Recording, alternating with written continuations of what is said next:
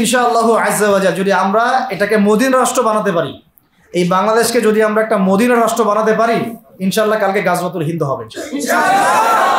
ওটার জন্য রেডি আমরা ইনশাআল্লাহ। পাকিস্তানের কাছে কিছুই নাই, আছে খালি 10টা 12টা পারমাণবিক কোনো অস্ত্র, তাতেই ভয়ে কাঁপতে থাকে। চায়না খালি একটু ভয় দেখায় যে আগাইলে কিন্তু সিকিম নিয়ে নিব, আগাইলে কিন্তু চিকেন নেক গিলে ফেলবো। চায়নার ওই ছোট ছোট যোদ্ধাদের কাছে যে মাইকটা খায়, আর আমাদের এখানে দেখা যায় যে সীমান্তর মধ্যে একটা কৃষকও যদি সীমান্ত থেকে দূরেও হাল চাষ করে, ওকে গুলি করে মেরে ফেলে। এরা যেমন অখণ্ড ভারত চায়, আমরাও অখণ্ড ভারতই চাই। আমরা চাই অখণ্ড ভারত হবে কালিমা লা ইলাহা ইল্লাল্লাহ মুহাম্মাদুর রাসূলুল্লাহ। আপনারা তো মনে করেন যে ভারত আমাদেরকে ঘিরে রাখছে, তাই না? আসলে ভারতকে আমরা ঘিরে রাখছি। এই দিক থেকে আমরা, এই দিক থেকে চায়না, এখান থেকে নেপাল, এখান থেকে ভুটান, এখান থেকে মায়ানমার, এখান থেকে পাকিস্তান, আর তার চেয়ে বাপ আছে আফগানিস্তান। আছে না আফগানিস্তান? ওদের সাথে কেউ পারছে এই পর্যন্ত? আফগানের ভাইরা নিজেদেরকে গড়ে নিচ্ছে, এখন বোঝাচ্ছে। পরিবর্তিত বাংলাদেশে কোনো ভারতীয় দালালকে আর জায়গা না দেওয়া, একদম সাফ কথা। বরং প্রত্যেকটা ডিপার্টমেন্টে যেখানেই তারা লুকিয়ে আছে ঘাপটি মেরে, এই প্রত্যেকটা ভারতীয় দালালকে এখান থেকে বের করতে হবে। আমি একা বললে আমি পারবো না, আপনি একা বললে আপনি পারবেন না। প্রত্যেকটা এই বয়ানের জায়গা, মিম্বর, খুতবা, ওয়াজ মাহফিলের প্যান্ডেল, আমাদের রাজনৈতিক দলগুলো, আমাদের ইসলামপন্থী দলগুলো যেগুলো আছে, সবার ইমারত থেকে আওয়াজটা আসতে হবে। কারণ এরা যদি আর একটা বার সুযোগ করতে পারে, না থাকবে আপনার দেহ, আর না থাকবে আপনার মাথা। এখনই তো আপনাকে হুমকি দিচ্ছে, যে কোনো সময় একটা করে গুপ্ত হত্যা করবে এরা। তার আগে চট্টগ্রামে সাইফুল ইসলাম ভাইকে, এক ভাইকে কুপায় মারা হয়েছে, এটার বিচার এখন হয় নাই। যারা মারছে ওদের পক্ষ নিয়ে আমরা আবার সংখ্যালঘুর স্লোগান তুললাম। এ কেমন সংখ্যালঘু যে আমার ভাইকে জবাই করে হত্যা করে? হ্যাঁ, সংখ্যালঘু নির্যাতন তো হচ্ছে ভারতের এক একটা মসজিদ তারা ভাঙতেছে এখন। এটা একটা লক্ষণ। আস্তে আস্তে ওর মানচিত্র মসজিদের মতোই ভেঙে খান হয়ে যাবে ইনশাআল্লাহ। এরা যেমন অখণ্ড ভারত চায়, আমরাও অখণ্ড ভারতই চাই। আমরা চাই অখণ্ড ভারত হবে কালিমা লা ইলাহা ইল্লাল্লাহ মুহাম্মাদুর রাসূলুল্লাহ। আপনারা তো মনে করেন যে ভারত আমাদেরকে ঘিরে রাখছে, তাই না? আসলে ভারতকে আমরা ঘিরে রাখছি। এই দিক থেকে আমরা, এই দিক থেকে চায়না, এখান থেকে নেপাল, এখান থেকে ভুটান, এখান থেকে মায়ানমার, এখান থেকে পাকিস্তান, আর তার চেয়ে বাপ আছে আফগানিস্তান। আছে না আফগানিস্তান? ওদের সাথে কেউ পারছে এই পর্যন্ত? আফগানের ভাইরা নিজেদেরকে গড়ে নিচ্ছে, এখন বোঝাচ্ছে। এখন কথা হচ্ছে, আমরা একটা কাপুরুষতার পরিচয় দিচ্ছি। নেপাল ওকে টাইম দেয় না, ভুটান টাইম দেয় না, মায়ানমার টাইম দেয় না, চায়না তো দেয়ই না, আর আমরা তাকে একেবারে প্রভুর আসনে বসায় রাখছি। আমরা কি দিছি? আমরা ইলিশ দেই, আমরা ট্রানজিট দেই, আমরা রেল দেই, আমরা বন্দর দেই, আমরা আর কি দেই? গ্যাস তো দেই মাশাআল্লাহ। তারপরে পণ্যগুলো তো দিচ্ছি, গার্মেন্টস দিয়ে দিচ্ছি, আমাদের প্রশাসনের মধ্যে লোকজন দিয়ে দিচ্ছি, কর্মী শ্রমিক দিয়ে দিচ্ছি। এই জন্যই তো বলি, কেন সে স্ট্যাটাস দেয় যে এই স্বাধীনতা তার স্বাধীনতা। এটাই তো আমরা কারণ। তার মানে তারা আমাদের সার্বভৌমত্বটাকে স্বীকার করে না, তাই না? তারা যদি আমাদের স্বাধীনতা সার্বভৌমত্বকে স্বীকার করতোই, তাহলে তো এরকম স্ট্যাটাস দিত না। তো এখন কথা হচ্ছে, আমরা মাথা নত করার জাতি না। আমাদের নবী মুহাম্মদ সাল্লাল্লাহু আলাইহি ওয়াসাল্লাম মাথা উঁচু করে দাওয়াতি কাজ করছেন। মার খেলেও কখনো তিনি মাথা নিচু করেন নাই। সাহাবায়ে কেরাম রাদিয়াল্লাহু আনহুম আজমাইন মাথা উঁচু করে দাওয়াতের কাজ করছেন, কারোর সামনে মাথা নত করেন নাই ইল্লাল্লাহ, আল্লাহ ছাড়া। মার খেয়েছেন, হিজরত করতে হলে হিজরত করেছেন, কখনো মানুষ গালি দিয়েছে, গালি সহ্য করেছেন, কখনো মদিনায় চলে যেতে হয়েছে, দেশ ছাড়তে হয়েছে, দেশ ছাড়ছেন, আবার কখনো ইসলামী রাষ্ট্র কায়েম করতে হয়েছে, রাষ্ট্র কায়েম করছেন। জিহাদ করার দরকার, জিহাদও করছেন, কেতালের দরকার, কেতালও করছেন, আস্তে আস্তে মক্কা বিজয় করছেন, করেন নাই? সিরাত পড়তে হবে, সিরাতের ধারাগুলো আমাদেরকে বুঝতে হবে। এখন আমরা তো তার উত্তরসূরি, আমরা তাদের উত্তরসূরি। প্রথম কথা হচ্ছে, আমরা আমাদের নতজানু মনোভাবটাকে আগে ত্যাগ করতে হবে, এক নাম্বার। আর অতীতের জীবনের যে ভুল ত্রুটিগুলো দ্রুত সংশোধন করতে হবে। মানে এখন আর আমাদের হাতে অনেক লম্বা সময় আছে এমন না বিষয়গুলো। কত কি যে দ্রুত হয়ে যাবে আপনি হয়তো ভাবতে পারবেন। বিশ্বটা খুব দ্রুত চেঞ্জ হচ্ছে। এই অল্প সময়ের মধ্যে আফগানের ভাইরা দাঁড়ায় গেছে, অল্প সময়ের মধ্যে সিরিয়া দেখলেন যে পরিবর্তন হয়ে যাচ্ছে। তারপরে আপনি কয়দিন পরে দেখবেন ইনশাআল্লাহ যে এই আপনার প্যালেস্টাইনের অবস্থাও পরিবর্তন হবে ইনশাআল্লাহ।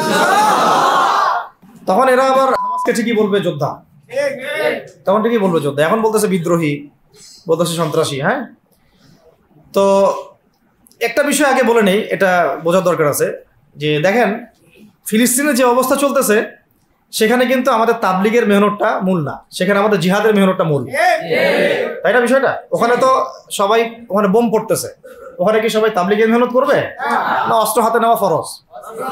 এটা বোঝার জন্য আপনার তো মুফতি হওয়ার দরকার নেই। হ্যাঁ, আবার যখন আফগানে আমেরিকা হামলা চালাইছিল তখন কি শুধু তাবলিগটা ফরজ ছিল না ওদের হামলা প্রতিরোধ করা ফরজ ছিল? ফরজ ছিল। একই অবস্থা সিরিয়াতে হয়েছে, কিন্তু বাংলাদেশে এখন সেই অবস্থাটা নাই। কিন্তু বাংলাদেশে তাবলিগের মেহনত, আমর বিল মারুফ নাহি আনিল মুনকারের মেহনত তো চলবে, মানে তাবলিগের মেহনত, দাওয়াতের মেহনতটা চলবে। যদি যদি কখনো বাংলাদেশে দেখা যায় যে দেশের শত্রুরা বা দিনের শত্রুরা বা উগ্রবাদীরা এই দেশের স্বাধীনতা সার্বভৌমত্বের উপর আক্রমণ করে, তখন কি আমাদের উপরে জিহাদ ফরজ হবে কিনা? এখন যদি তাই হয়, এখন আপনাদের কি মনে হয় এটার সম্ভাবনা আছে না নাই? এটুকু ইন্টেলেকচুয়াল অবস্থা তো আপনাদের আছে, এটার সম্ভাবনাও হতে পারে, আজ হোক কাল হোক, হতেই পারে। তখন আমার প্রিপারেশনটা কি হবে সেটা আমাকে এখন জানতে হবে। আমার প্রিপারেশনটা কি হওয়া উচিত? প্রথম প্রিপারেশন হওয়া উচিত আগের সমস্ত জিন্দেগিতে যা করছি নিজেকে আল্লাহর দিকে ফিরাই নিয়ে আসে। এটা প্রথম কাজ। যে আল্লাহর দিকে ফিরে আসে নাই, তার সাথে না জিহাদের সম্পর্ক আছে না কিতালের কোনো সম্পর্ক আছে, সে তো আল্লাহর পথেই নাই। তো প্রিয় যুবক ভাইরা, আগে প্রথম কথা হচ্ছে আগে আপনি আল্লাহর দিকে ফিরে আসেন, এক নম্বর। দ্বিতীয় কথা হচ্ছে এরপরে আমাদের প্রয়োজন শারীরিক প্রস্তুতি। শারীরিক প্রস্তুতি যেমনটা বললাম যে কোনো অবস্থাতেই আলেম ওলামাদেরকে, দায়ীদেরকে, মুফতিদেরকে, মুহাদ্দিসদেরকে, মাদ্রাসার শিক্ষকদেরকে, খতিবদেরকে ভিতরে ঢুকতে দেওয়া যাবে না। কারণ আপনাদেরকে যদি ভিতরে নিয়ে যাওয়ার স্কোপ পায় তারা নতুন করে আবারও কেউ, তাহলে আর সুস্থ রাখবে না, ফিজিক্যালি আপনি ঠিক থাকতে পারবেন না। অতএব একটা সামাজিক প্রতিরোধ গড়ে তুলতে হবে সবসময়। মানে একটা এলাকার মধ্যে একজন আলেম আছেন, সেই আলেমকে এলাকা থেকে নিতে পারবে না, তাকে নেওয়ার আগে 100 জনের উপর গুলি চালাইতে হবে, এমন একটা মুভমেন্ট থাকতে হবে। প্রতিবাদ না করলে আপনি বান্দরবনে যান, বান্দরবনের পাহাড়ি এলাকায় গিয়ে কোন একটা পাহাড়ি লোককে উঠাই নিয়ে আসেন, দেখি কত বড় সাহস আছে। আর্মি পর্যন্ত পারে না। কে পারে না? সেনাবাহিনী পারে না। পারে? পাহাড়িরা ওইখানে ঐক্যবদ্ধ হয়ে যায়, ওদের মহিলারা ঝাড়ু নিয়ে সামনে চলে আসে। এই আমাদের বান্দরবনের কথা বলতেছে। ওখানে যে কুকি চিং একটা ফ্রন্ট গঠন করছে সশস্ত্র বিদ্রোহীরা, ওই অংশটুকুকে নিয়ে একটা মাস্টার প্ল্যান আছে ওদের। ওই অংশটুকুতে তারা একটা খ্রিস্টান রাজ্য বা আলাদা একটা পাহাড়িদেরকে নিয়ে একটা রাষ্ট্র প্রতিষ্ঠা করতে চায়। এটা ওদের স্বপ্ন আর কি। এই উদ্দেশ্যে তারা হাঁটতেছে এবং তারা অস্ট্রের ভাষায় কথা বলে। ওখানে তারা পতাকা বানাইছে, মানচিত্র বানাইছে, এমনকি লাস্ট টাইম আমরা ওখানে গিয়ে শুনলাম যে মুদ্রাও নাকি বানাচ্ছে। মুদ্রা বুঝতেছেন বিষয়টা কত ডিপ? আমাদের রাষ্ট্রে যে কত সমস্যা, আর জানি না যারা দায়িত্বে আছে তারা কি করতেছে, আসলে কোন দিকটা সামাল দিচ্ছে।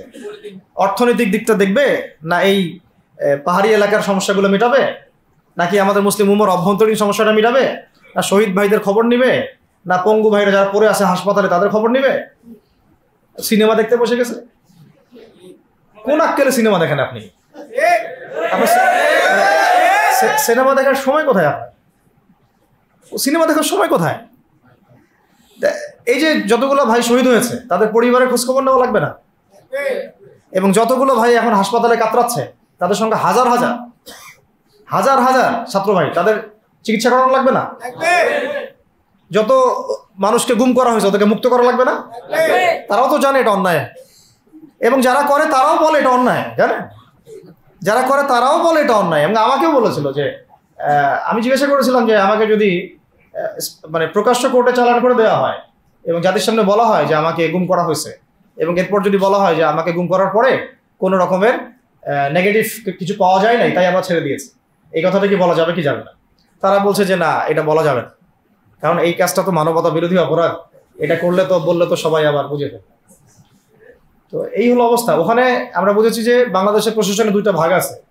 একটা ভাগ হচ্ছে মারাত্মক রকমের ইসলাম প্রিয় এবং দেশপ্রেমিক, মাশাআল্লাহ, আমরা তাদেরকে স্যালুট জানাই, মাশাআল্লাহ।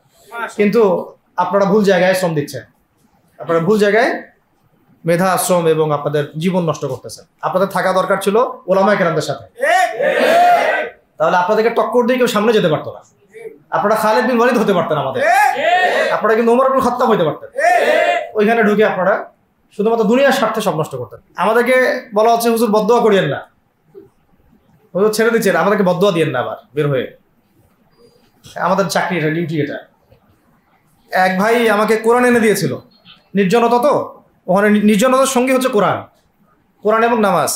তো এক ভাই দেখেছে আমি একটু নির্জন, মন খারাপ বসে আছে, একটা কোরআন নিয়ে এসে দিয়েছে, হুজুর কোরআন পড়েন আপনি, মন ভালো হবে। আর একজন এসে কোরআন নিয়ে চলে গেছে। কোরআন পড়ে ওখানে যদি আপনি আবার উল্টাপাল্টা কিছু করেন, ওদের নিয়ম নাই কোরআন দেওয়ার, কোরআন দেওয়ার কি নাই, নিয়ম নাই। তো এই হলো অবস্থা। কথা হচ্ছে যে এই ভাইদেরকে মুক্ত করাও তো তাদের কাজ ছিল। যে ওলামায়ে কেরামদের একজনের উপরে 3টা 4টা 5টা 10টা করে মামলা এখনো ঝুলতেছে, তাদেরকে মুক্ত করা উচিত ছিল না? আর এই পুরো জুলুমের পিছনে যত জালেম ইনভলভ ছিল তাদেরকে আইডেন্টিফাই করে ভিতরে ঢোকানো উচিত ছিল না? হয়েছে সবকিছু না। এই জিনিসগুলোর মধ্যে অনেক গ্যাপস আছে। এগুলো যদি এভাবে চলতে থাকে তাহলে আগামীতে আমরা যারা ইসলামিক রাজনীতি করব বলে চিন্তা করতেছি বা ইসলামকে রাষ্ট্র ক্ষমতায় নিতে চাই, আমরাও কিন্তু বেগ পাবো, ভালো রকমের বেগ পাইতে হবে।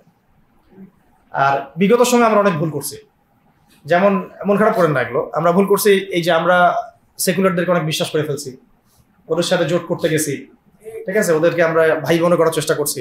আসলে এদের সাথে আর কাফেরদের সাথে কোনো পার্থক্য নেই। সেকুলারিজমে যারা আছে আর কুফার যারা, এদের মধ্যে কোনো পার্থক্য নেই। ওই কালিমা পড়া না পড়ার পার্থক্য, তো বাকি আপনার পিঠে ছুরি এরাও মারবে ওরাও মারবে। আর আমি ছোট মানুষ, ছোট জায়গা থেকে বলতে চাই যে আমাদের যে ওলামায়ে কেরামগণ মাঠে আছেন, যে রাজনৈতিক দলগুলো আপনারা মাঠে আছেন, এবার আপনারা কোনো রুটির টুকরার জন্য লড়বেন না, এবার পুরা রুটি নিয়ে লড়বেন। প্রত্যেক আসনে প্রার্থী দিবেন আপনারা, যেহেতু এর বাইরে সিস্টেম এখন অন্য সিস্টেমে যাওয়ার সুযোগ হচ্ছে না, তাহলে পুরো রুটিটার জন্য লড়তে হবে আপনাদের। আমাদের টার্গেট হচ্ছে এখন একটা ইসলামপন্থী সরকারকে রাষ্ট্র ক্ষমতায় নিয়ে যাওয়া, এটা আমাদের একটা প্রধান টার্গেট। এখন আমাদের এজেন্ডা স্পষ্ট, কোনো গোপন এজেন্ডা নাই। আমাদের কি নাই? কোনো গোপন এজেন্ডা নাই। আমরা চাই বাংলাদেশে এখন একটা ইসলামপন্থী রাষ্ট্র ব্যবস্থা গড়ে উঠুক, ইসলামপন্থী সরকার শাসন ক্ষমতায় আসবে। এটার জন্য আপনাদের সবার ভূমিকা আছে।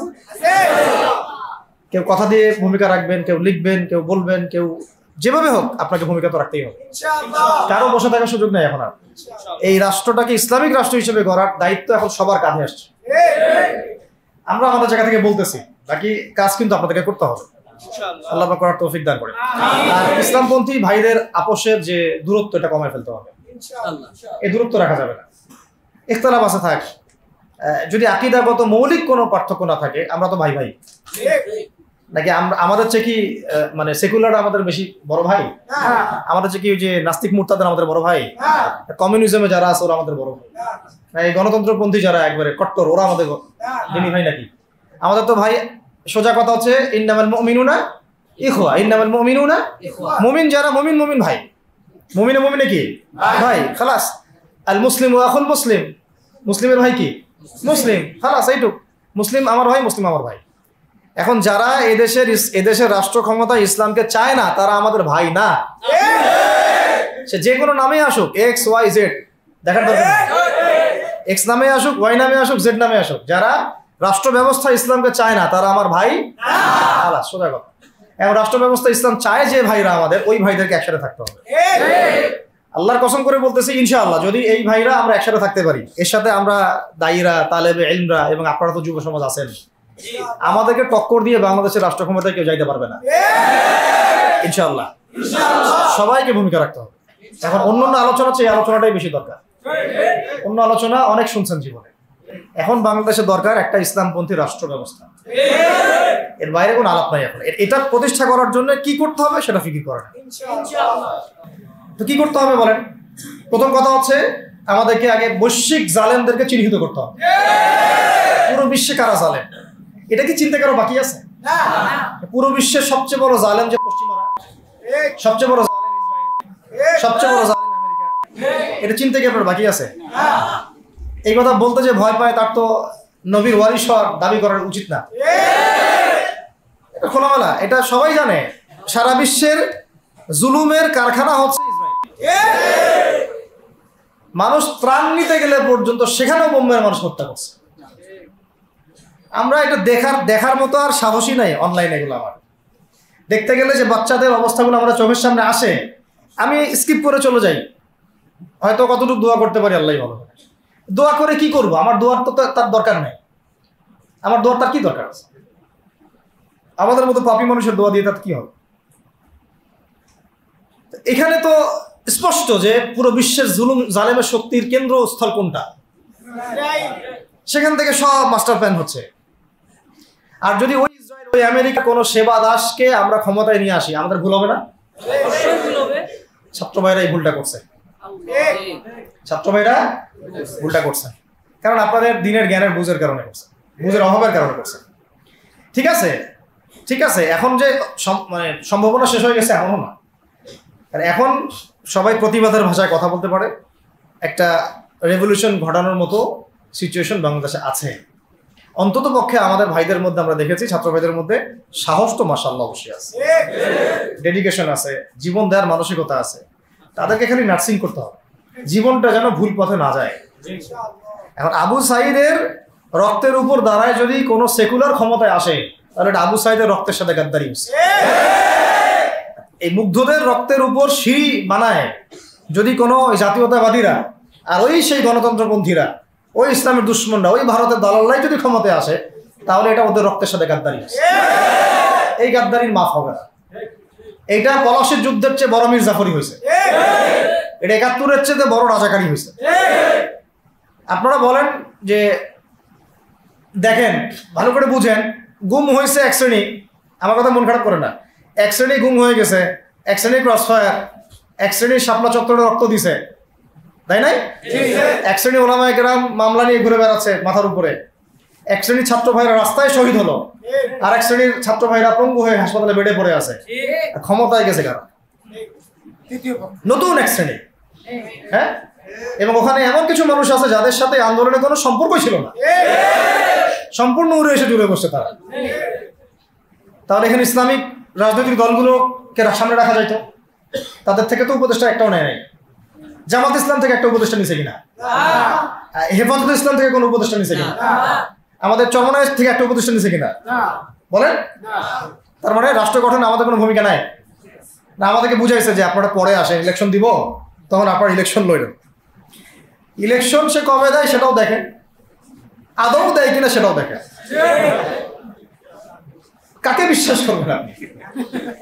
বিশ্বাসটা করবেন কাকে? যখন মোস্তফা সরোয়ার ফারুকের মধ্যে একজন উপদেষ্টা হচ্ছে, বিশ্বাসটা আপনি করবেন?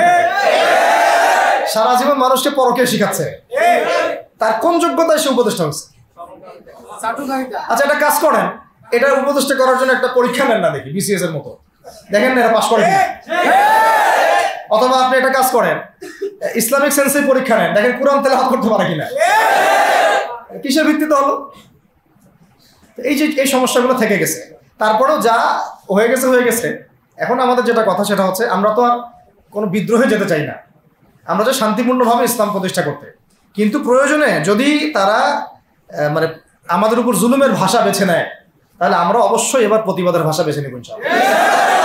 এই জন্য সবার আগে জরুরি হচ্ছে যুবকদেরকে এক কাতারে থাকা, ইসলামপন্থী ভাইদের সাথে থাকা, ইসলামী সংগঠনের সাথে থাকা, এবং নাম XYZ যেটাই হোক না কেন, নাম XYZ হতে পারে, আপোষে ভাই ভাই হয়ে থাকা। এটাতে যদি ভাই আমরা এবার ভুল করি, আল্লাহর কসম করে বলতেছি, আল্লাহ না করুক, এরপরে যদি মায়ের আসে, না আপনি বাঁচবেন না আমি বাঁচবো, কেউই না, ইনশাআল্লাহ ওই দিন আসবে না। আর আমরা যদি ইনশাআল্লাহ আজ্জা ওয়া জাল যদি আমরা এটাকে মদিনা রাষ্ট্র বানাতে পারি, এই বাংলাদেশকে যদি আমরা একটা মদিনা রাষ্ট্র বানাতে পারি, ইনশাআল্লাহ কালকে গাজওয়াতুল হিন্দ হবে ইনশাআল্লাহ। ওটার জন্য রেডি আমরা ইনশাআল্লাহ। পাকিস্তানের কাছে কিছুই নাই, আছে খালি 10টা-12টা পারমাণবিক কোনো অস্ত্র, তাতেই ভয়ে কাঁপতে থাকে। চায়না খালি একটু ভয় দেখায় যে আগাইলে কিন্তু সিকিম নিয়ে নিব, আগাইলে কিন্তু চিকেন নেক গিলে ফেলবো। চায়নার ওই ছোট ছোট যোদ্ধাদের কাছে যে মাইকটা খায়, আর আমাদের এখানে দেখা যায় যে সীমান্তর মধ্যে একটা কৃষকও যদি সীমান্ত থেকে দূরেও হাল চাষ করে ওকে গুলি করে মেরে ফেলে। ফেলা নেই? ফেলানির কথা ভুলে গেছেন আপনারা? আমাদের বন্যা, এরকম কতগুলো মানুষকে সীমান্ত হত্যা করে মারা হয়েছে। আজকে গুগলে গিয়ে সার্চ করে দেখেন কতগুলো মানুষকে বিগত 15 বছরে সীমান্ত হত্যা করা হয়েছে। তো এখানে আমাদের স্বাধীনতার প্রশ্ন আসে না? এখানে গণতন্ত্রের কথা আসে না? সার্বভৌমত্বের কথা আসে না? না, বরং তারা ক্ষমতার জন্য ওদের কাছে ঈমান বিক্রি করে দিয়েছে। ক্ষমতার জন্য এই উগ্রদের কাছে, মানে উগ্র হিন্দুত্ববাদীদের কাছে ওরা তাদের ঈমান, ওদের আমল, ওদের তাকওয়া, ওদের দিন সব বিক্রি করে দিচ্ছে। এই জন্য আমি আগে বলেছি একটা লেকচারে যে আমরা যদি বিরিয়ানি খেতে চাই, আপনি যদি বিরিয়ানি খেতে চান একটা পাত্র নেবেন কি না? জি। আচ্ছা, পাত্রটা যদি ময়লা থাকে খাবেন? পাত্র অনেক ময়লা আছে, আপনি কি ওইখানেই বিরিয়ানি ঢালবেন? তাহলে খাওয়া শুরু করবেন? সবার আগে আপনি কি করেন? এটাকে ধোন, পরিষ্কার করেন, তাই না? বাংলাদেশকে যদি আপনি ইসলামী রাষ্ট্র হিসেবে করতে চান, আগে এই দেশের মধ্যে যে পয়জনগুলো আছে এগুলোকে দূর করতে হবে। সমস্ত পয়জনকে ধুয়ে সাফ করতে হবে। তারপরে যে খেলাফা বা শরিয়া বা ইমারা যেটাই আসুক, ইমারা এক জিনিস, খেলাফা আর এক জিনিস। আমি এক কথায় বোঝাচ্ছি ইসলামী রাষ্ট্র ব্যবস্থা। ইসলামী রাষ্ট্র ব্যবস্থা যদি ইসলামী রাষ্ট্র ব্যবস্থা তারপরে আসে জমিন সাফ করার পরে, তখন সেটা সাস্টেইন করবে ইনশাআল্লাহ। আর যদি ময়লার মধ্যেই ইসলামী রাষ্ট্র কায়েম করতে চান, তখন হবে উদাহরণটা এরকম যে আপনি এই নোংরা ড্রেনের মধ্যে নেমে গায়ে সাবান মাখা শুরু করছেন, হাততে কোনো লাভ হবে না, বরং ওই নোংরাই আপনাকে খেয়ে ফেলবে। ঠিক আছে? ডেমোক্রেটিক সিস্টেমের মধ্য দিয়ে যদি আমাদের ভাইরা ক্ষমতা যেতে পারে, যাক না, সমস্যার কিছু নাই। এটা কতটুকু জায়েজ না জায়েজ, হালাল হারাম সুন্নাত, এইদিকে আমি যাচ্ছি না। এবং এটা নিশ্চিত তারাও জানে এটা সুন্নাত না, তারাও জানে এটা কি না, সুন্নাত পদ্ধতি না। কারণ রাসূলুল্লাহ সাল্লাল্লাহু আলাইহি ওয়াসাল্লাম দাওয়াতের মধ্য দিয়ে এবং সশস্ত্র যুদ্ধের মধ্য দিয়ে মানে মক্কা বিজয় করেছেন। দাওয়াতের মধ্য দিয়ে তিনি মদিনা রাষ্ট্র কায়েম করেছেন। তারপরে মদিনা রাষ্ট্রকে বেস করে আস্তে আস্তে আরও রাষ্ট্রকে এক্সপেন্ড করেছেন। বদর, উহুদ, খন্দক, খায়বার এগুলো হয়েছে, আস্তে আস্তে মক্কা বিজয় হয়েছে। মূল ছিল আগে মদিনা রাষ্ট্রটা কায়েম করা। তো আমরা যে কোনোভাবেই হোক মদিনা রাষ্ট্রটা আমাদের কায়েম করতে হবে আগে, তারপরে ইনশাআল্লাহ তাআলা দেখবেন হ্যাঁ ওই অখণ্ড ভারত আমরাও কায়েম করবো ইনশাআল্লাহ। সংখ্যা দিয়ে কিচ্ছু না, ওদের সংখ্যাকে আমরা ভয় পাই না, ওদের সংখ্যাকে ভয় পাওয়ার কিচ্ছু নাই, সংখ্যাকে ভয় পাওয়ার কিচ্ছু নাই। কারণ কোরআন আমার সামনে যে কোরআনটা আছে এটা দেখে একটু খারাপ লাগলো, কোরআনের যে অবস্থা এটা খুব মনের কষ্ট দিল আর কি। কোরআনটা হবে চকচকা, এটা দেখে বোঝা যাচ্ছে এটা অনেকদিন কেউ পড়েই নাই। আপনাদের বাসার যদি কোরআনের এই হালত হয় তাহলে আমাদের দ্বারা দিন কায়েম হবে না। আপনার কোরআনের হালত হবে এমন যে কোরআনে এক বিন্দু পরিমাণ কোনো ময়লা নাই, প্রত্যেকদিন আপনার হাতের স্পর্শেই ময়লা দূর হয়, তখন এই কোরআন আপনার পক্ষে কথা বলবেন ইনশাআল্লাহ। ভাই কোরআনের কাছে চলে আসেন, আর দেরি করেন না, সময় নাই। আল্লাহ পাক সবাইকে কবুল করেন, আমিন। এই মসজিদগুলোকে কাজে লাগান, এখানে তালিমি বৈঠক চালু করেন প্রত্যেক সপ্তাহে। আমি যদি প্রত্যেক মাসে রংপুরে আসি, প্রত্যেক মাসে সময় দেবো ইনশাআল্লাহ। আপনারা এখানে ইমাম ঠিক করেন, খতিব ঠিক করেন এবং ওই যে টিচার ঠিক করেন, করে আপনারা কোরআন শিক্ষার ব্যাচ চালু করেন, কোরআনের তাফসীরের ক্লাস চালু করেন, তারপরে তুলনামূলক আরবি ভাষা শিখেন, মানে এগুলো শিখে নেন তাড়াতাড়ি। সময় নাই এগুলো, আমাদের হাতে সময় কম। এগুলো আজকে থেকে 10 বছর আগেই শেখা উচিত ছিল, তাই না? কিন্তু আমাদের এই সেকুলার শিক্ষা ব্যবস্থা আপনার জীবন থেকে 20 বছর কেড়ে নিছে। 20 বছর পড়াশোনা করার পরে আমি চ্যালেঞ্জ করতেছি, এই যে লাখ লাখ টিচারকেও যদি আপনি কোরআন তেলাওয়াত ধরেন সহি বলতে পারেন, অথচ তারা জাতির শিক্ষক হয়ে বসে আছে। সেকুলার শিক্ষা ব্যবস্থাটা আমাদের জীবন থেকে পুরা ইসলামের হকটাকে নষ্ট করে ফেলছে। আপনার অধিকার ছিল যে আপনি একজন স্কুলের স্টুডেন্ট, আপনি কোরআন পড়তে পারবেন। আপনি একজন কলেজের স্টুডেন্ট, আপনি কোরআনের তাফসীর করতে পারবেন। আপনি একজন ইউনিভার্সিটি পাস করেছেন, আপনি হাদিসও পড়তে পারবেন, এবারও তো দিতে পারবেন, এরাও দিতে পারবেন। এটা আপনার হক ছিল, কিন্তু এই হকটা নষ্ট করছে কারা? এই সেকুলার শিক্ষা ব্যবস্থা নষ্ট করে ফেলছে। এখন তো কিছু করার নাই। তো এটাতে আমাদের দোষ কি? আমাদের দোষ হচ্ছে আমরাই তো তাদেরকে ভোট দিয়ে উপরে উঠেছিলাম। আমাদের বাপরা উঠেছে, আমাদের বাবারা উঠেছে, তার বাবার উঠেছে। আমরা তো ওই সময় ইনসাফ করি নাই, ফল আমাদেরকে ভোগ করতে হয়েছে। আপনি এই প্রসঙ্গে দুটো কথা বলেই ফেলি, নাহলে আমি মানে হকাদায় হয় না। একটা মুসলিম ঘরের ছেলে, তার অধিকার নাই প্রাইমারি স্কুলে গিয়ে সে কোরআন শিখবে? আচ্ছা, আমাদের মৌলিক অধিকার কি? খাদ্য, বস্ত্র, বাসস্থান, শিক্ষা, চিকিৎসা, 5টা বলি না? তো কোরআন আমার মৌলিক অধিকার না? মুসলিম পরিবারের সন্তান আমি, কোরআন আমার মৌলিক অধিকার না? তারপর প্রাইমারি স্কুল আপনাকে শিখায় নাই, হাই স্কুলে আপনাকে শিখায় নাই, এমনকি কারমাইকেল শিখাইছে আপনাকে, বেগম রোকেয়া বিশ্ববিদ্যালয় শিখাইছে, এরাও শিখায় নাই। এমনকি বিসিএস ক্যাডার হচ্ছেন কোরআন ছাড়াই, ডক্টর হচ্ছেন কোরআন ছাড়াই, ইঞ্জিনিয়ার হচ্ছেন কোরআন ছাড়াই, এমনকি শিক্ষা কমিশন গঠন হচ্ছে, ওই কমিশনের লোকদেরও কোরআনের জ্ঞান নাই। টকশোতে এসে আবার ঠিকই পটর পটর করে, কোরআনে পড়তেও পারে না, টকশোতে এসে পটর পটর করে। এই তো বিগত 10 বছর তো টকশোর বছর ছিল, খালি টকশো, দেখেন নাই? আলোচনা আলোচনা আলোচনা, একটা ন্যারেটিভ তৈরি করা হচ্ছিল ইসলাম নিয়ে, যারাই কথা বলবে এরাই জঙ্গি, এরাই মৌলবাদী, এরাই সন্ত্রাসী। হ্যাঁ, তো কিভাবে মানুষের ব্রেন ওয়াশ করা হয়েছে। আমি আসলে অবাক হয়ে গেছি এই ঘটনাটাতে, জুলাইয়ের ঘটনায়, যে যুব সমাজকে ধ্বংস করার জন্য তারা 20 বছর ঢেলে দিছে, ওই যুব সমাজই তাদেরকে পিটাই বের করছে। আল্লাহ পাকের কি পরিকল্পনা, আপনাদেরকে ধ্বংস করার জন্য 20 বছর ধরে তারা সিলেবাস কারিকুলাম করছে।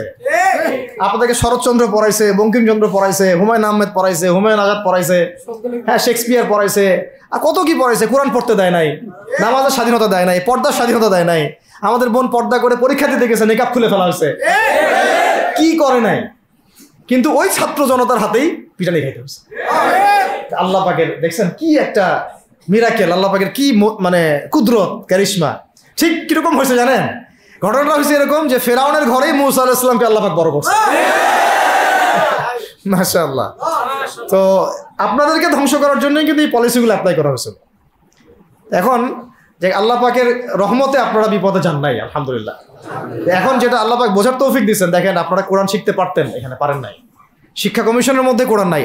শুধু তাই না, দেখেন 360 জন এমপি মন্ত্রীকে আপনি বসায় দেন, 360 জন এমপি মন্ত্রীকে বসায় তাদের সবাইকে শুধু কিচ্ছু না, আমি বলবো খালি সূরা ফাতিহা তিলাওয়াত করতে পারে, পারলে শুধু মমতাজ পড়তে পারে নাকি?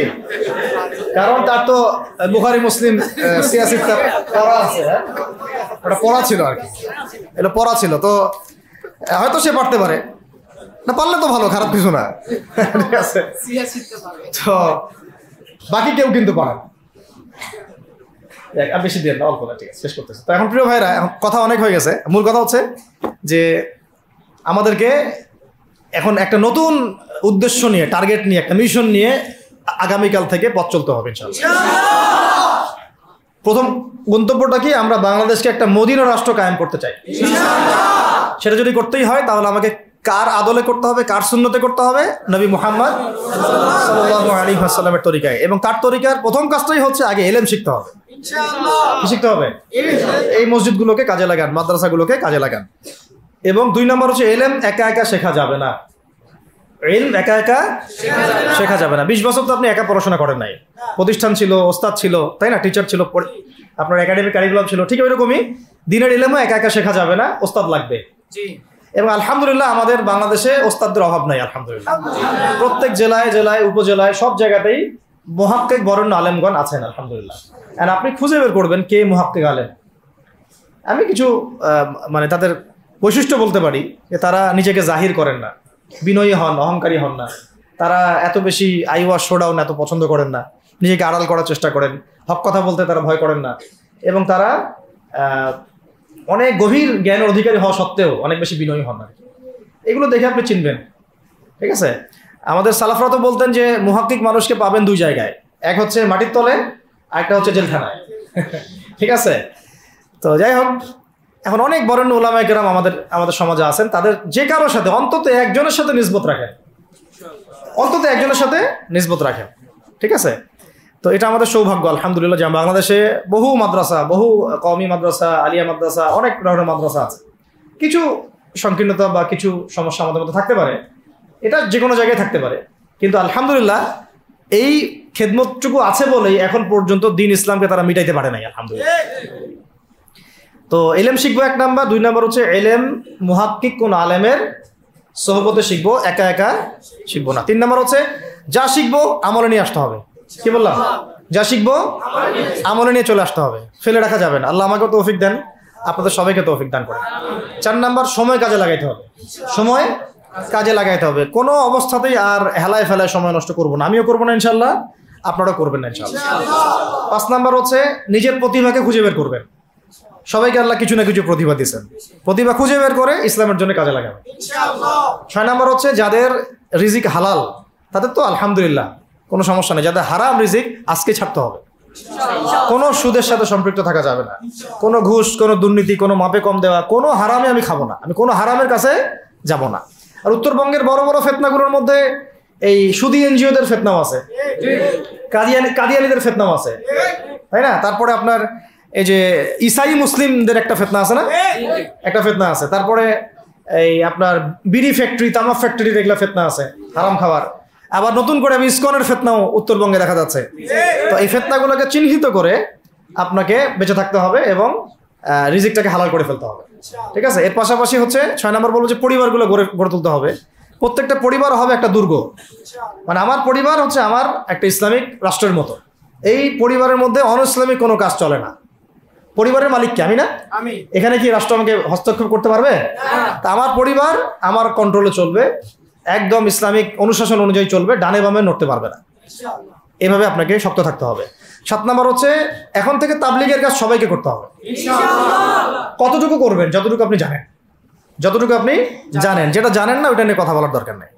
আর সমাজে কিছু ইখতিলাফি মাসালাগুলো আছে যেগুলোকে নিয়ে কিছু মানে মোটা বুদ্ধির মানুষেরা আর কি মসজিদগুলো ভাগ করে ফেলে, ঠিক আছে?